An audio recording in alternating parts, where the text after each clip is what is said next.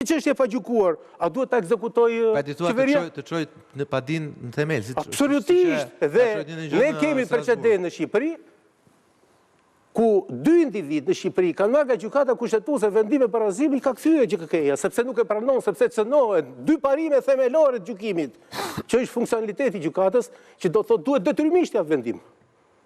Le ta jap negativ, po duhet ta jap vendimin, dhe dyta efektiviteti i vendimit.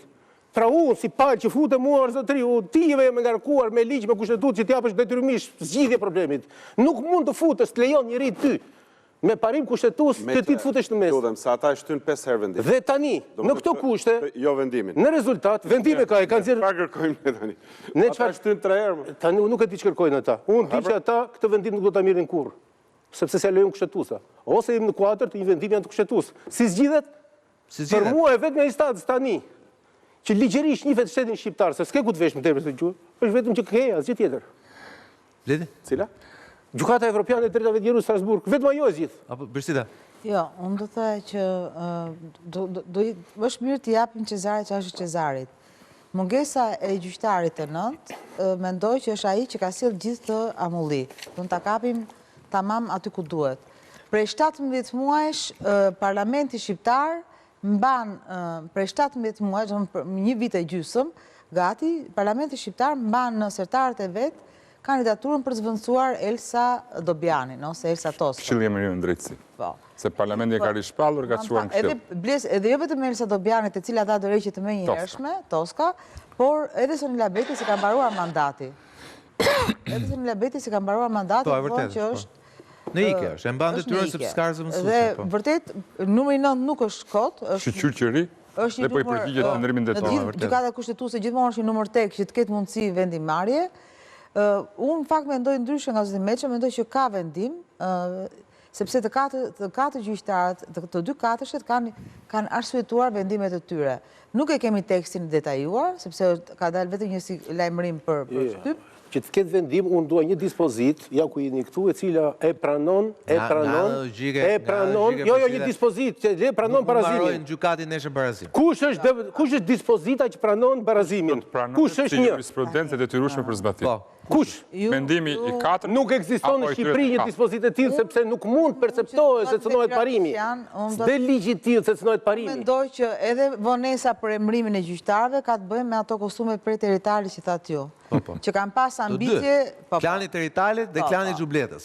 Që gjithmonë... Se këta e kontrollojnë drejtësinë sot. E kontrollojnë vetëm xhubleta dhe ne shfutet grupi teritalit. Kupton? Xhubleta është dhe pragmatist, ka rasti që voton, varet si votojnë. Janë mjeshtat vjetra, janë mjeshtat vjetra, e kupton. Por mendoj që pikërisht kjo është arsyeja pse vonohen emërimet në shumë gjykatas dhe mos gjykatën kushtetuese është gjithmonë se kush do jetë influenca dhe kush do e bëj ligjin. Po mirë, si zgjidhet kjo? Për shembull, a duhet Skënder mendon që duhet ketë edhe një temi gjykim politik mbi këtë institucion. Fundja ata janë antarë, kanë mandatet e tyre etj. Po për shembull ti shikon në Amerikë, vjen presidenti Trump, fut 3 gjyqtarë të rinj në Gjykatën Supreme. Ishte presidenti Obama, futi 2, ishte presidenti Biden, futi 2 të tjerë.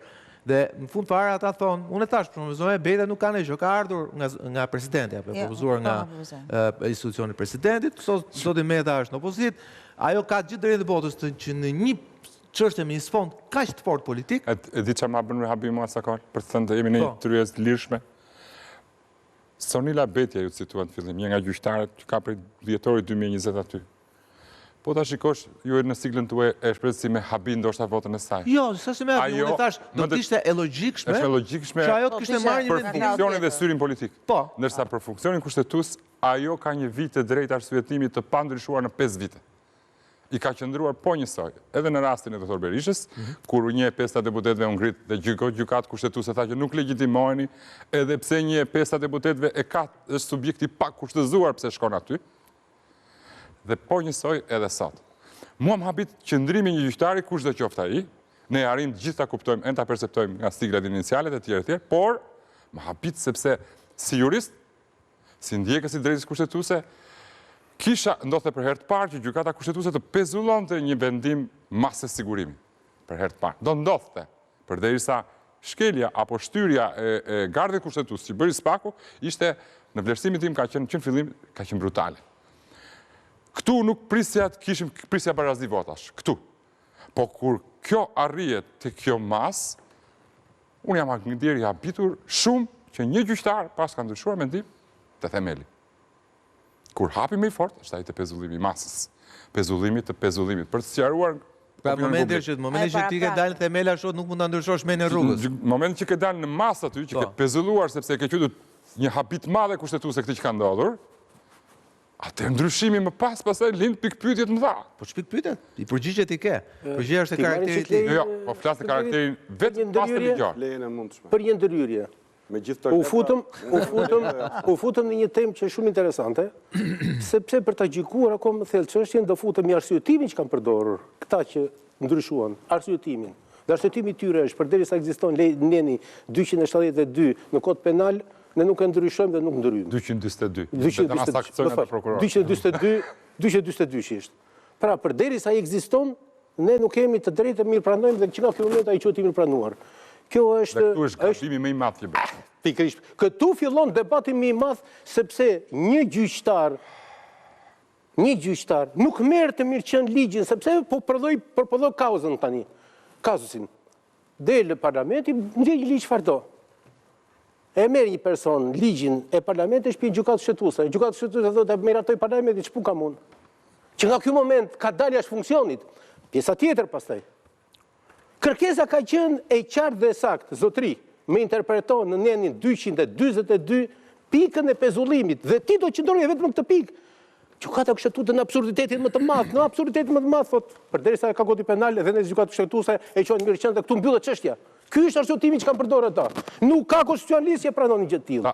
Ta saktësoj se kjo është një debat, unë e kam studiuar vërtet këtë çështje. Në atë herë që sfidat janë për herë të parë që ndodhin, është, ju e thatë shumë bukur që parë, herë e parë që ndodhë shkarkimi presidenti, herë e parë që ndodhë pezullimi një ministri, i një antarit të Këshillit të Ministrave, ta themi... Të shtojtë diçka të lutem? Po. Është edhe herë e parë në botë, që GKE-ja, Gjykata Evropiane, trajton çështjet pezullimit. Po. Nuk ka çështje. GKE-ja nuk ka çështje. Nëse do shkoj atje. Po do vej kjo, është pa diskutim do vej, por duhet ta shtoj për të thënë që ne jemi ekzemplar në këtë rast. Tuk në palë në proces ne kishim autoritetin e interpretisit autentik të normës, Kuvendi i Shqipërisë. Ishte palë në proces. Kuvendi i Shqipërisë ka në hambarin e vet të gjithë draftet, diskutimet parlamentare, proceset verbalit, kur ka ndryshuar kushtetuta në vitin 2012. Jo vetëm aq, por në gjithë historikun aty e ka. Në vitin 91, kur miratuam dispozita kryesore kushtetuese, se unë i kam marrë në tabel për ta parë krahasimin, kur i kam studiuar vetë, njeriu do nxjerrë pak faqen e vet kur del në publik, dhe kur vjen në këtë studio, live, dhe unë pse e kam mbajtur një qendrim pro kërkesës së kryeministrit, për shkak se është e drejtë. Pse është e drejtë? Në 91 miratuam këtë dispozita kryesore kushtetuese ku ministri thotë, neni 41, antari i Këshillit të Ministrave përgjigjet penalisht për vendbarinë e tij. Përgjigjet. Ndjekja penale bëhet me miratim të Kuvendit Popullor, kështu e kishte norma. Pra mbi bazë të kësaj dispozite, kushtetuese ne miratuam kodin penal dhe kodin e procedurës penale 95-ën. Dhe thamë neni 242, kjo dispozitë nuk zbatohet nga antarit të zgjedhur, që është deputeti. Po në 2012-ën kjo më shumë. Jo, po të vijmë dhe aty. Do thotë që ajo dispozitë pezullimi 242 e të tjerë nuk mendohesh fare për ministrin, se ministri as ndiqesh dot penalisht, jo të shkohet e masa ti. Hiç nuk është shkruar për ministra antar Këshillit të Ministrave. Është shkruar për zëvendës ministra e poshtë.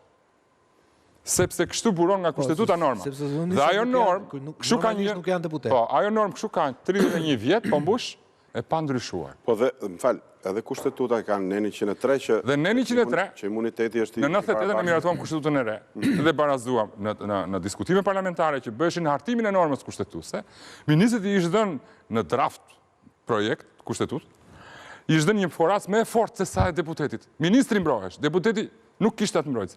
Dhe hynde në debat, zoti Indjeri Sabri Grota me shumë mençuri, Arbeni Mami, shumë jurist, Krenal Oloçi, ku thotë pse keni dhënë mbrojtje kaq shumë ministrit?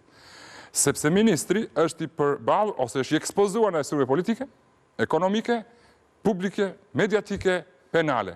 Ndaj, ai duhet të jetë i mbrojtur sepse deputeti nuk ka të tillë fuqi që të menaxhojë fonde etj etj. Në fund fare u barazua deputeti dhe ministri, me të njëjtën mbrojtje. Por për ministrin u la vetëm një dispozit, gëzon mbrojtjen e deputetit. Në 2012, kur bën ndryshimet kushtetuese, u bën 3 ndryshime. Gjykata e lartë, pra mbrojtja që i ofrohesh antar gjykatës së lartë, i cili nuk mund të arrestohesh, të kontrollohesh apo të hiqesh lirinë shfaqje